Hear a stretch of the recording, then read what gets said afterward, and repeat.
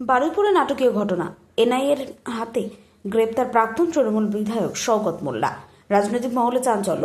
শুক্রবার রাজ্য রাজনীতিতে বড় চাঞ্চল্যের সৃষ্টি হলো প্রাক্তন তৃণমূল বিধায়ক শওকত মোল্লার গ্রেপ্তারিকে ঘিরে। জানা গিয়েছে তিনি এনআইএ দপ্তরে আত্মসমর্পণ করতে যাচ্ছিলেন, তবে তার আগে বারুইপুর এলাকা তাকে গ্রেপ্তার করে এনআইএ। গ্রেপ্তারের পর তাকে এনআইএ দপ্তরে নিয়ে যাওয়া হয়েছে, সেখানে শারীরিক পরীক্ষা করা হবে বলে জানা গিয়েছে।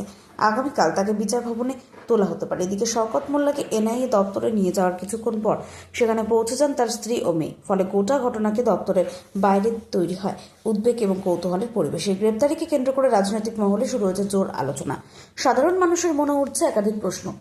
আত্মসমর্পণ করতে যাওয়ার আগেই কেন গ্রেপ্তার করা হলো? তদন্তে আর কি তথ্য সামনে আসতে পারে? রাজ্যের রাজনৈতিক পরিস্থিতিতে এক ঘটনাকে বড় ঘটনা হিসেবে দেখছেন অনেকেই। এখন সকলের নজর আগামীকালের আদালত পেশ ও তদন্তের পরবর্তী পদক্ষেপের দিকে। একদিকে তদন্ত, অন্যদিকে রাজনৈতিক চর্চা। সব মিলিয়ে শওকত মোল্লার গ্রেপ্তার এখন রাজ্য রাজনীতির অন্যতম আলোচিত বিষয় হয়ে উঠেছে।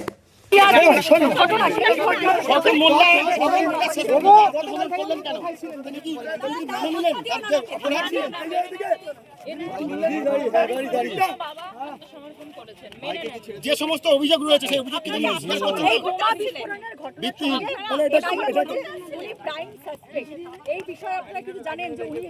সন্ধ্যাবেলা